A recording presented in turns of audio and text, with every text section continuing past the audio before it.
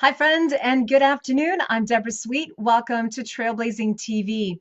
We're having actually a magnificent day today, and I'm really excited to share with you a couple of quick tips that came actually out of a suggestion from a colleague of mine. In fact, I was just having a phone call. She knows a little bit of my backstory, and she's like, "Hey, Deborah, have you thought about jumping online and sharing some tips about working from a private home-based office?" So, my friend, I welcome you here. I want to say thanks for investing in you for a couple of minutes today. This is going to be a short video, and in it, I'm going to deliver 3 tips that you can apply today. And as always, this information might be for you. It could actually be for somebody that you're talking to that is going through some pretty radical life changes right now, and they could really use some support and understanding on how to navigate unfamiliar territory. So, for those of you who, if you're not familiar with my background, let me just kind of share this with you. Part of why I am really deep in this knowledge base of being able to work with excellence from a private home-based office is that this is the environment I grew up in. When I'm the oldest of my family of the kids, and my dad bought his first business when I was 4. He bought his second business when I was about 10. And I was always, and my parents still do own one of those businesses today. And so my mom has always had a home-based business. Let me rephrase that. She's always had a home office, even when they had brick and mortar businesses. So as I grew up working for my parents and in that environment, that's what I was exposed to day in and day out my whole childhood. As I moved on and my entrepreneurial spirit kicked in, I've had jobs. I've worked many jobs where I did hospitality. I worked for major corporations. I've worked for private family companies. Many of them were brick and mortar. But along the way, I've always had a private office. So, with the current conditions that are going on and many people being transitioned into needing to work from home or needing to do homeschooling, my friend, here's a couple of tips I can share with you. Because working from home, it's not difficult, it just requires a little bit of a different perspective. And so, tip number 1, make sure you have a dedicated space that is just for you. So, mom, dad, when you're doing your work from home, if just like you've heard what are good practices for children that study from home, or even you going through school, where's that one place you feel really comfortable at that you can be very focused? And I think that's important, making sure that you energetically feel comfortable in the space that you're working in. And I promise you, it doesn't have to be a big space. We can get creative, but the key is to have a dedicated location. With that, you do want to be mindful to do your best to keep it organized. Organized space around you helps the mind stay organized. So those two kind of actually, that's a bonus one, the organization, right? And my friend, I'm a piler. I've got some piles here, I've got piles here, but it's important, even whether you're a piler or you're a very organized person, make sure that you keep your dedicated workspace that is just your workspace organized for you. The thing is when you show up to that workspace, there's a mental shift that does take place so that you can get into the energy that you need to for doing the type of work that you're doing. So, dedicated workspace is number 1. I'm going to give you a side bonus with that. If you are also right now in that place where you need to manage homeschooling with the kids, which I've done. I have 2 children. I have 2 boys of my own. I was very hands-on in their learning, especially when they were little, even though they've gone to, public schools. We actually, I took my youngest son out of high school last year, so he's been homeschooling for the last year as well. So here's the thing. The same applies for them. Make sure that the kids have a dedicated learning space. And it's, whether it is a table, a desk, a cubby, a corner, you can be creative in that. I do encourage you, make sure that you can be as ergonomically proper with your posture as possible. That in the long term makes a huge difference. That's a subject for a different day. So dedicated workspace for you. The side bonus is make sure if you're also needing to tend to the children, make sure that they have dedicated learning space as well. Number 2, this is tip number 2. And I want to say hello. Hi, Linda. Hi, friends, for joining in. Tip number 2, time block. This is really, really important. So, time blocking. I'm going to talk about you first as the adult, and then I'll give you a bonus if as it relates to the children. Time blocking is really important. So one of the things that's really easy to get into a habit of when you're working from home is the blinders get so thick when they're on that you forget to take breaks. Now think about this. It's really easy when you're at home and you're in your dedicated workspace and you're in the zone, you're in the flow. There may be certain days where you're like, man, I just want to push through this. I just want to get it done. That can be okay short term. I do not advocate for that long term because it will tap out and it will overtax your adrenals. And when your adrenals are low, that sets you up for sickness. Okay, that's a whole different story. So, time block, time chunk. Work with your normal flow. If you can stay ideally on a schedule that replicates the schedule that you were doing while you were going to work, that's best. So, what does that look like? When you're time blocking, stay on your normal sleep schedule. Get up on the same time, go to bed at the same time. Start work at the same time. You're keeping your body in its circadian rhythm so that that it stays the same, right? Just because you're home, if you're giving yourself a little bit of a break, that's great. But if you need to stay on that schedule, it's better to stay on the schedule that you're used to at work. So when do you start? And at your brick and mortar location, when did you take a break? Remember to give yourself breaks. Good computer habits, just in general, are about ideally what the eye doctor says every 20 minutes, do 20, 20, 20. Work for 20 minutes, and then you look away, at least 20 feet away, and hold that gaze for 20 seconds. That actually is for eye health, right? I know myself, I'm not always so good practicing that one, but I do surface about every 40 to 45 minutes. Get up, take a stretch break. So when you are working from home, remember good ergonomic, good healthy habits to support you. If for some reason you're just in that project, you're in that zone, and you're not going to work for a couple of hours, 2, 3 hours, take a break. You know, our employers are required to give you breaks, 10, 15-minute break, right? Make sure you give yourself a break. If you can't get outside, get some fresh air. Hey, Gary, thanks for joining. Get some fresh air. I like to go outside and actually earth. I'll go out and I ground. I sit on the ground, especially when it's nice and warm. Take those fresh air breaks. So to recap, hey, Barbara, thanks for joining in. To recap, what I've been talking about so far is some tips for being successful if you are new to working at home. Make sure you have a dedicated space for you that you're comfortable with and you can step in and it's set up for success.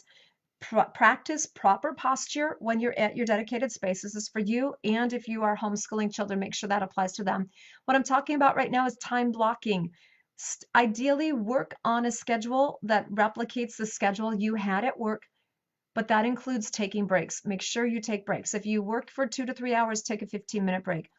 Work another hour and a half or two, make sure you take lunch. Work another couple hours, take a short break. What you do on the break is up to you. I like to go and do yoga moves. I'll do stretches. I go outside. But here's the thing. On the break time, it's really, really easy to allow yourself to get distracted by all the home things that you're supposed to do.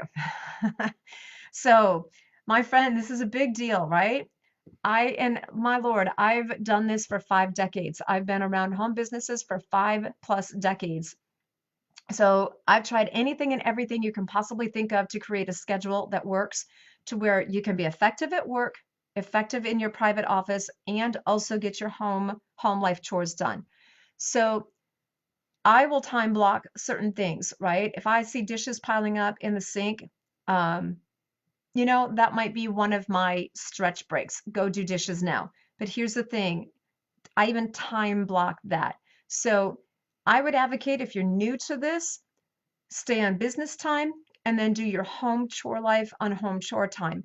That's the easiest way to acclimate initially until you can get to the point where you have enough discipline that, yeah, if you decide to go throw in a load of laundry or the dogs need to go outside, that you can take a break and do a quick chore or you start a quick chore. But the goal here is to keep yourself focused. Okay, so time blocking is really important. Now, I've gotten to the point in my daily schedule where my work schedule is a little different. I moved into an alternate work schedule 5 or 6 years ago. And I did it in part because of our brick and mortar school. I was having to pick up our children at 1 o'clock in the afternoon. It's smack dab in the middle of the day of the busiest day of the week. So I started noticing that if I got up at 4 o'clock in the morning and I started work between 5 and 6, that I actually got most of my work day done by 2 or 3 in the afternoon. So on the day when I needed to go pick up my sons, midday during the week, it wasn't a major distraction. I was still being productive. And this is important. Be mindful of the distinction of productive and busy. Busy does not always mean that you're being productive, okay? I'll let that one sink in for a moment. So tip number 1, dedicated space. Tip number 2 is time block. Now, let me give you a little sidestep. So if you are managing your business now, your work life at home, while you're also now needing to manage the schooling for the children, or you are the daycare, right? You're parenting your children. Here's a suggestion. It may sound counterintuitive to what I just said about staying on your work schedule as much as possible. I encourage you, experiment and see what works. There's a state of being what's called flow, Flow. When you're in flow, this is where you're naturally mentally sharp. Now, for me, what's interesting, when I get up at 4 in the morning, I do start my workday at 6 o'clock. Between 4 and 6, the brain is naturally in one of its highest creative modes. I do a lot of creative writing, a lot of creative work. So upon waking, I have creative thought already in action. So by the time I work, I can come and knock stuff out. It's very quiet time, uninterrupted time. That being said, when you are needing to tend or raise your children, educate your children, go back to Parenting 101, and you may need to adjust your work schedule so that, one, you're in your flow. Think about what you do task-wise and mentally. Time blocks, so you are in your flow, you're in your strengths for task. What are those time blocks? Usually we have those windows of like 2 to 3 hours. And then what are the times that the children need attention? Meaning, if you have little kids, when do they take a nap? Like, can you time block around when the kids go down for nap time? Around nap time, that's a great opportunity for you to be really productive or to work on things that may require your full attention differently than if you're multitasking with work and keeping an ear open to the children. So depending upon the ages of your children, it is important that, number one, acknowledge them. It's a big, big, big deal. They're going through this pattern change as well. It's different for them. So even while you're working on handling your stress and learning how to lead yourself and lead the family through these changes by working at home, I encourage you, do not ignore the children, because they need you just as much as they always needed you. And they're going to be, they're going through a change as well. So I encourage you, maybe have some break time, work in some play time with the kids. That's good for you. It's good for them. At the same token, sometimes we need to set boundaries with the kids. The kids can learn, and you can do this very respectfully. When you need to have dedicated, focused time, Mom, Dad, that's your job to just communicate it and teach them. This is about setting boundaries in a respectful way. And you can figure out how you're going to do it. Sometimes, like for me, when I'm recording video and I need to make sure I do not get interruption, I post a sign right outside of the office door. It's got a big smiley face. It says live recording. And they know, okay, I need to not interrupt right now. Or if I need to make phone calls, like my task at hand is that I need to make dedicated phone calls, sales calls, I'm working with clients, I communicate. My role as a leader is to communicate to those around me, hey, I'm making sales calls right now, I'm making client calls right now. It's setting the boundaries so that they understand the expectation that if they come in and they interrupt while I'm on the phone, they may not get my full attention. So to avoid contention and anger from the children, your leadership is about communication. You can teach and guide, right? You go into that zone where you get your stuff done. And then when you come out to take your break, you can turn back to, okay, how can I support you? Acknowledge them. Thank you for giving me that quiet time. How can I support you? What did you get done? So Those are the three things. Have a dedicated space that you're really comfortable in and that you can have proper ergonomic support. Make sure that the kids are in a learning environment where they're comfortable. Avoid, minimize distractions. You might have to set boundaries so the kids are not distracted during learning. Because if you're working and they sneak off to go game, I promise you it will become an issue down the road. Um, make sure that you have dedicated space. Like even where we are sitting right now, out of the corner of my eye, I see my son, and I know when he's either at school or he's not at school, because we have the same principles that I'm teaching you. So dedicated space, time block. So you're productive in your strength and replicate as much as possible the work schedule that you've had. That way you can avoid distractions by all the housework and chores that may need to get done or may call upon you. That's a great way of procrastination, but you'll find it has a ripple effect backwards. It's not so good. And number three, if you are tending to children, be mindful of your schedule and their schedule, and you may need to adjust time block around them a little bit so it aligns with your strength, it aligns with their strength. And remember, communication to give them boundaries, but acknowledge them. Do not ignore them. So with that, I hope that these tips help. And if you have, friends that are new to this environment of working from home, please tag them, share this video. There are some things that I'm going to be doing. I think the next many days I have 5 decades of tips, so I'll give you a few tips at a time here just so you can apply them, immerse yourself with them. But keep your eyes open. I'm going to be dropping some links. There's some special training that I'm going to be opening up that is designed to help people that are either new to business or that have a business. I'm opening up some special trainings that sometimes I only do once every couple years, and I'm going to make them highly accessible because it's my heart to help more people be strong during this time of uncertainty, to be smart and innovative, and give them knowledge so they can build skill sets that support their leadership and can support their business. So thank you so much for being here. Watch for some links down below. Remember to tag people, and know this: you are valued, you are loved, you are appreciated. Live in your power, live in your peace, and rock on. Thanks.